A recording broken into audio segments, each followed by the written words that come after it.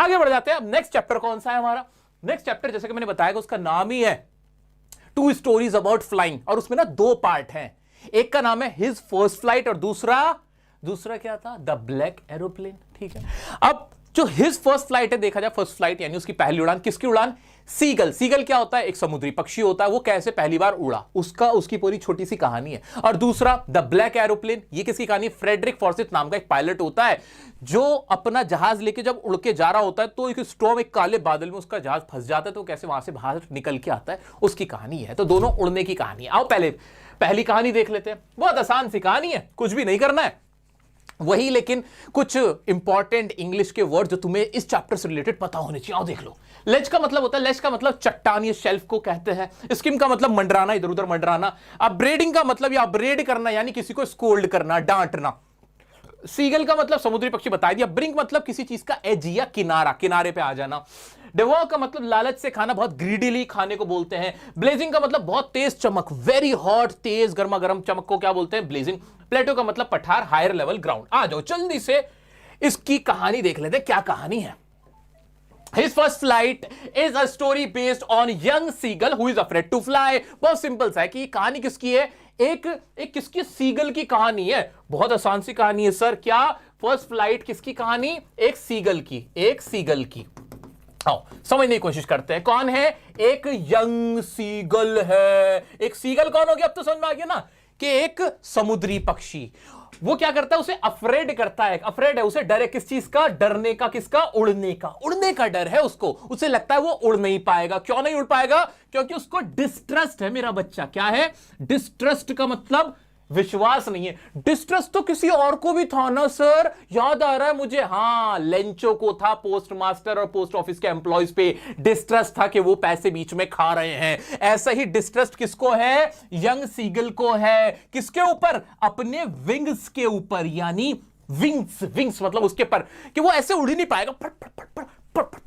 उड़ ही नहीं रहा। बिल्कुल ऐसा हाल था उसका। ठीक है, आ जाते देखते हैं फिर क्या होता है। All his younger siblings can fly fearlessly। उसके जो छोटे बहन भाई थे आराम से उड़ते थे। अरे बिल्कुल ऐसे ही जैसे बचपन में तुम सब लोग साइकिल चलाते थे। तुम्हारे बहन भाई तो साइकिल चला लेते थे, लेकिन तुम नहीं मैं गिर जाऊंगा, मेरी टांग में चल नहीं, चला के तो देख। अरे कोशिश तो नहीं मैं गिर जाऊंगा, ऐसे तुम्हें डर लगता रहता था। बिल्कुल वही हाल किसका था? यंग सीगल का था, कि उसके छोटे बहन भाई जो यंगर सिबलिंग्स थे, सिबलिंग्स बहन भाइयों को बोलते हैं, can fly, can modal verb का इस्तेमाल हुआ, कैन फ्लाई फियरलेसली, बिना किसी डर के वो तो उड़ सकते थे। लेकिन जबकि उनके शॉर्टर विंग्स थे, छोटे पंख थे, इसके बड़े थे, तब भी नहीं उड़ पाता था, नालायक निकम्मा। ठीक है, अब क्या होता है? एक्सेप्ट हिम, ये नहीं उड़ पाता था। ही कैन नॉट गैदर दी करेज, ये कभी गैदर नहीं कर पाता था, एक्यूमुलेट नहीं कर पाता था, कलेक्ट नहीं कर पाता था करेज, हिम्मत, टू ट्रस्ट हिज विंग्स, कि अपने विंग्स पे ट्रस्ट कर सके। ही बिकम्स सैड, ये बहुत सैड हो जाता है। सैड तो कोई और भी हुआ था भाई, लेंचो सैड हुआ था, डिसहार्टेंड हो गया था, डिजेक्टेड हो गया था जब हेलस्टॉर्म आया था। ऐसे ही हमारा जो ये यंग सीगल है, ये सैड हो जाता है व्हेन ही सीज, जब वो देखता है his parents teaching and perfecting his younger sibling, जब वो देखता है उसके पेरेंट्स, उसके माता पिता उसको उड़ना सिखा रहे बाकी बहन भाइयों को, तो और उनको परफेक्ट बना रहे। The art of flying, his parents scold करते हैं, अपब्रेड करते हैं। अभी वो अपब्रेड वर्ड देखा था ना, हाँ, वो अपब्रेड करते हैं किसको? यंग सीगल को। एंड टॉन्ट हिम, और उसको टॉन्ट भी करते हैं, ताने भी देते हैं, कल मुंह है तेरे से ही ना कुछ होता, बाकी सबसे तो हो जाता है, देख अपने छोटे बहन भाइयों को शर्म नहीं आती तुझे, क्या तू समुद्री पक्षी बनेगा, काहे का सीगल बनेगा? सीगल कहता फिरता है, अपने आप को जाके इंसानी कह दे, इंसानी कह दी है ना। ठीक है, उसके बाद कहता है call him coward for not even trying. Coward का मतलब मेरा बच्चा क्या होता है? कावर्ड का मतलब होता है बहुत ज्यादा कायर इंसान। उसको क्या बोलते थे उसके फैमिली वाले? कि तू भाई एक नंबर का कायर है। क्या बोलते थे उसको? कावर्ड कह के चढ़ाते थे उसके parents. For not even trying, कि कोशिश तो कर ले, अरे निकम्मे कोशिश तो कर ले, है ना। आ जाओ। They threaten him to leave him, threat करते हैं उसको, डराते हैं कि हम तुझे अकेला छोड़ देंगे। एंड हंग्री, तुझे अकेला और भूखा छोड़ देंगे। इफ ही डजंट ट्राई, अगर वो ट्राई नहीं करता है। द फॉलोइंग डे, अगले दिन वो क्या करते हैं? He is left in isolation. Isolation का मतलब होता है बेटे अकेला कर देना किसी को, आइसोलेट हो जाना, आइसोलेशन, उसे आइसोलेशन में कर देते हैं, अकेले छोड़ चले जाते हैं। ऑन द ब्रिंक, ब्रिंक मतलब क्या था? जल्दी बताओ।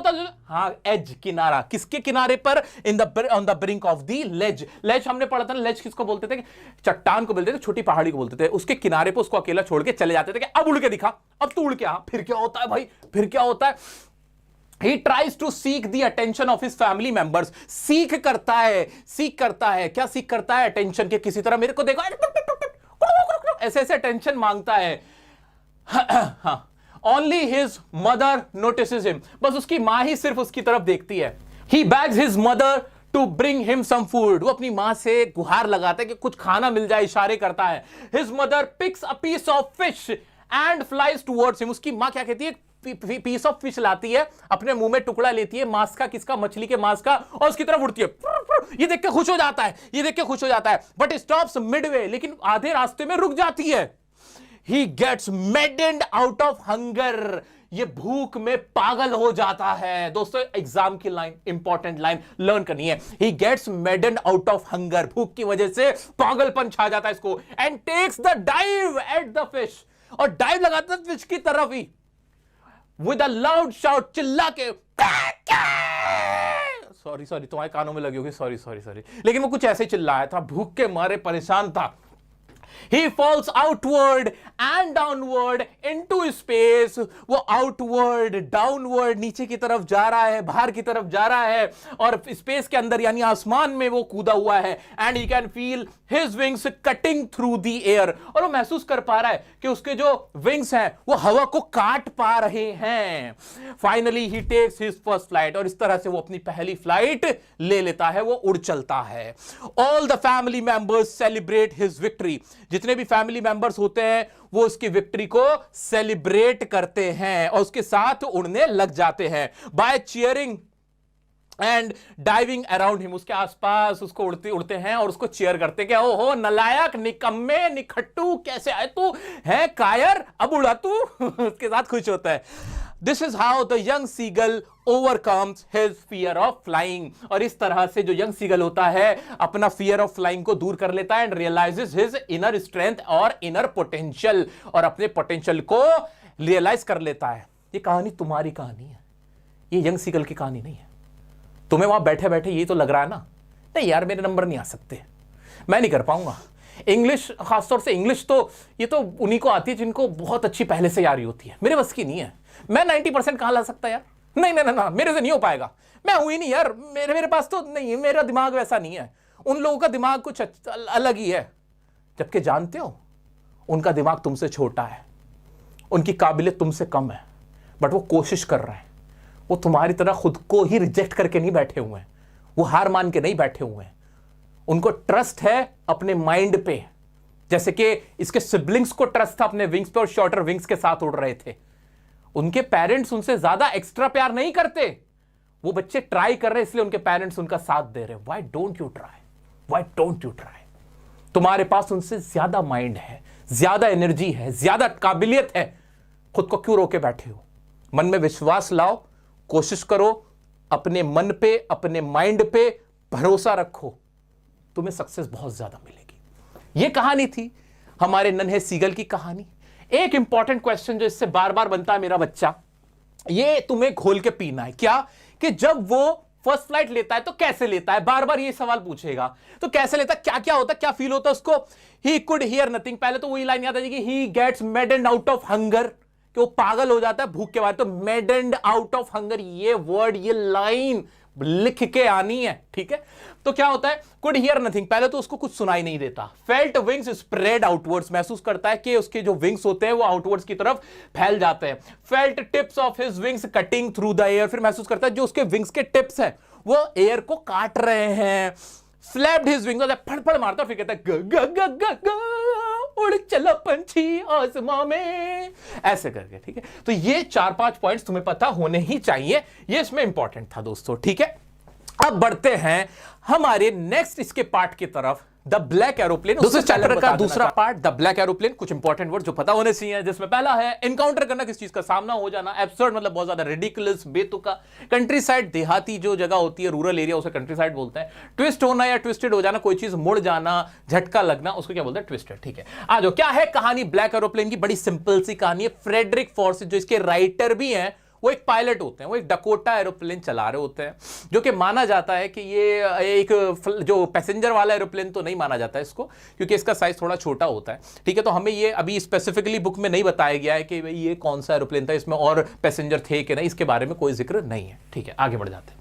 The narrator of the story Frederick Forsyth is a pilot who is flying from Paris to London. जो इसके पायलट हैं दोस्तों, वो कहां से, पेरिस से लंदन जा रहे हैं, वो पेरिस से लंदन जा रहे हैं इस कहानी के अंदर, ठीक है। Feeling happy and contented, content important word है, सेटिस्फाइड बहुत ज्यादा उसको कंटेंट बोलते हैं, तो वो बहुत खुश है, कंटेंटेड है।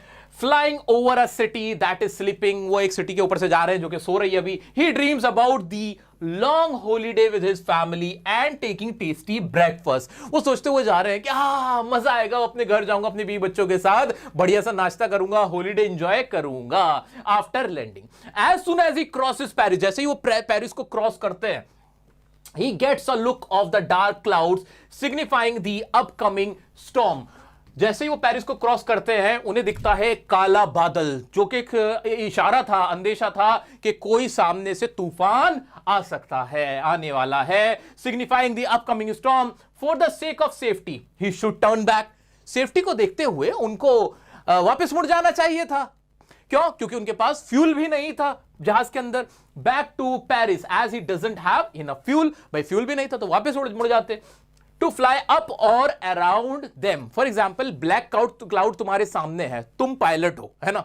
अब सामने ब्लैक क्लाउड के अंदर तो घुस नहीं सकते। एक तरीका क्या है कि आप उसके ऊपर से उतार के ले जाओ, ऐसे ऊपर से ये बादल रह जाएगा क्लाउड, और आप इसके ऊपर से चले जाओगे। लेकिन इसके लिए तुम्हें ज्यादा ऊंचे जाना पड़ेगा, जिसके लिए तेल चाहिए होगा, फ्यूल तुम पे है नहीं, ठीक है। या उसके बराबर में से ऐसे करके चले जाओगे तो भी तुम्हारे पास तेल नहीं है, ज्यादा तुम्हें ट्रैवल करना पड़ेगा। तो एक ही ऑप्शन बचता था कि तुम ऐसे मोड़ लेते और चुपचाप अच्छे बच्चों की तरह वापस हो लेते। लेकिन फ्रेडरिक फॉर्सिथ ने ऐसा नहीं किया। उन्होंने क्या किया, he thinks otherwise to fulfil his dream of being with family and having breakfast. उनका तो ड्रीम ये था कि भाई अपने फैमिली के साथ ब्रेकफास्ट करना, हॉलिडे एंजॉय करना है। उन्होंने क्या किया, he risk the life of his passenger. And अब ये लाइफ ऑफ पैसेंजर वाली जो लाइन है, मैंने पहले ही बता दिया कि डकोटा की हमें बुक के अंदर स्पेसिफिकली नहीं बताया कि उनके साथ कोई और था कि नहीं, एक दो लोग जो भी थे कि नहीं, ठीक है। तो ये आप लिख भी सकते हो, नहीं भी लिख सकते, आपकी मर्जी वाली लाइन। एंड हेड्स स्ट्रेट, वो तरीके से क्या करते हैं, he risk his life and heads straight into the cloud, वो स्टॉर्म के अंदर घुस जाते हैं। Everything gets dark and all the instruments stop working, हर चीज में अंधेरा अंधेरा हो जाता है, इंस्ट्रूमेंट्स काम करना बंद कर देते हैं, कुछ भी नहीं चल रहा होता। He lost control of the plane, उनके हाथ से प्लेन का कंट्रोल खोने लगता है। वो परेशान हो जाते हैं, घबरा जाते हैं। एग्जाम में क्वेश्चन यही पूछेगा मेरा बच्चा कि क्या होता है जब वो एक डार्क क्लाउड के अंदर घुस जाता है। When he lost all the hope, जब उन्हें लगता है अब मैं बचने वाला नहीं हूं भाई, अब तो सब खत्म ही है। He sees another plane flying next to him, जैसे वो देखते हैं कि एक और प्लेन उनके बराबर में उड़ता हुआ जा रहा है। Through the storm, the anonymous pilot guided them out of the storm and disappears। एक anonymous बोलते हैं अनजाने को, जिसको जानते नहीं थे, एक बेनाम जिसका कोई नाम नहीं था, उन्हें नहीं पता था उसके बारे में। वो पायलट ना उनको इशारा करता है कि आओ मेरे पीछे पीछे आओ। और फिर क्या होता है, the anonymous pilot guided them out of the storm and disappears. वो स्टॉर्म में से उनको बाहर निकाल के ले जाता है और गायब हो जाता है। आफ्टर लैंडिंग, जब लैंडिंग हो जाती है प्लेन की, पायलट क्या करता है, the pilot ask about the other plans pilot. वो क्या करते हैं, जो पायलट जाता है फ्रेडरिक फॉर्सिथ एकदम से रिसेप्शन में जाता है, सुनिए वो जो दूसरे पायलट थे, वो जो ब्लैक एरोप्लेन में थे, वो कौन थे, कहां मिलेंगे वो कहते हैं सर आपका क्या थोड़ा सा दिमाग खराब है, आज तो किसी और की फ्लाइट ही नहीं थी। Oh my God! He is left in shock to know that there was no plane in the sky except his। उन्हें पता चलता है उस दिन आकाश में कोई और प्लेन था ही नहीं, सिर्फ उन्हीं का था। अब वो दूसरा पायलट कौन था?